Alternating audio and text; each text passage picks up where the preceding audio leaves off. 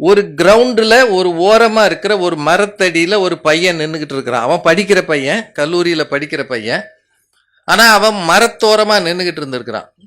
இப்போ செக்யூரிட்டி நைட்ல சுத்தி வருவாங்கல்ல, 7 மணி 8 மணிக்கு பிறகு அந்த கல்லூரி பெரிய வளாகம், சுத்தி வருகிற அந்த செக்யூரிட்டி கிட்ட போய் நீ யாரா அப்படின்னு கேட்டிருக்கிறாங்க.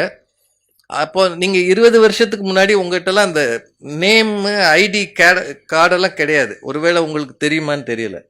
20 இயர்ஸ் பேக் ஐடி போட்டோ வச்சு நான் தான் இந்த காலேஜில் படிக்கிற எதுவும் கிடையாது. இப்போ யாரோ ஒரு பையன் இந்த உள்ள வந்து கிரவுண்டில் இருக்கான் போலன்னு அவனை கூப்பிட்டு கேட்டிருக்கிறாரு. அவன் சொல்லியிருக்கான், இந்த காலேஜில் நான் படிக்கிறேன். காலேஜில் படிக்கிறேன்னா இங்கே ஏன்டா நிற்கிற? அவன் சொல்லியிருக்கான், இல்லை என் ஃப்ரெண்ட்ஸ் எல்லாரும் டூர் போயிட்டாங்க. டூர் போகிறதுக்கு 300 ரூபா கட்டணும் என்கிட்ட இல்லை. ஃப்ரெண்ட்ஸ் இருந்தாங்கன்னா நான் எங்கேயாவது அவங்களோட போய் கொஞ்சம் தங்கிக்குவேன். ஹாஸ்டலில் பணம் கட்டுற அளவு என்கிட்ட பணம் இல்லை. எங்கள் ஊர் நாகர்கோயில், அங்கேருந்து நான் இங்கே வந்திருக்கிறேன். இன்னைக்கு எல்லாரும் போனதுனால எனக்கு போய் தங்க இடம் இல்லை. அதனால நான் இங்கேயே மரத்தடியில் ராத்திரி படுத்துக்கலாம்னு நினைக்கிறேன் அப்படின்னு அந்த பையன் சொல்லியிருக்கிறான்.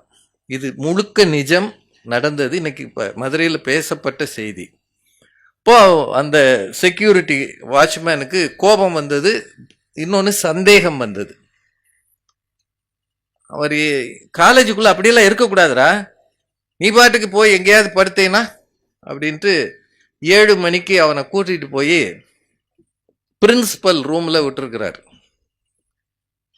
நல்ல வேளையா அந்த நாள்ல பிரின்சிபல் அவ்வளவு நேரம் இருந்திருக்கிறார். அவர் அவனை பார்த்து எந்த வகுப்பு படிக்கிற என்ன ஏதுன்னு கேட்டு அதை வெரிஃபை பண்ணியிருக்கிறார். அவன் அந்த கல்லூரி மாணவன் தான், எதான் படிக்கிறான், வறுமையில் இருக்கிற குடும்பம்.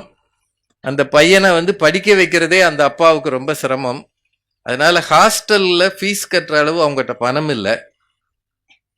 அதனால அவன் அப்படியே ஃப்ரெண்ட்ஸ் உதவியில அங்கன தங்கி படிக்கிறான்ற உண்மையை அந்த கல்லூரி முதல்வர் தெரிந்து கொண்டார். தெரிந்த பிறகு அங்க இருக்கிற கரஸ்பாண்டன்ட்டுக்கு ஃபோன் பண்ணி சொல்லியிருக்கிறார், இந்த மாதிரி நம்ம காலேஜ் பையன் படுக்கிறதுக்கு இடம் இல்லாம கிரவுண்ட்ல படுக்கணும்னு வந்து நிக்கிறான், நம்ம ஏதாவது அவனுக்கு செய்யணும் அப்படின்னு சொல்லியிருக்கிறாங்க.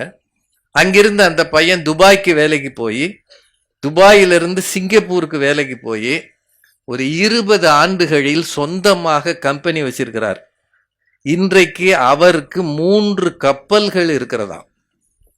அவர் அது மட்டும் இல்ல, 3 கப்பல் ஓன் பண்றாரு.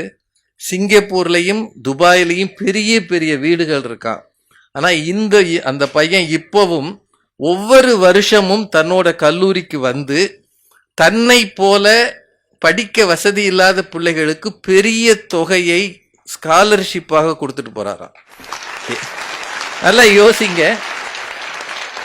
வாழ்க்கையில சின்னதா ஒருவர் செய்கிற உதவி உங்களை உயரத்துக்கு எடுத்துட்டு போகும். நீங்கள் மட்டும் பழச மறக்காம இருக்கணும்.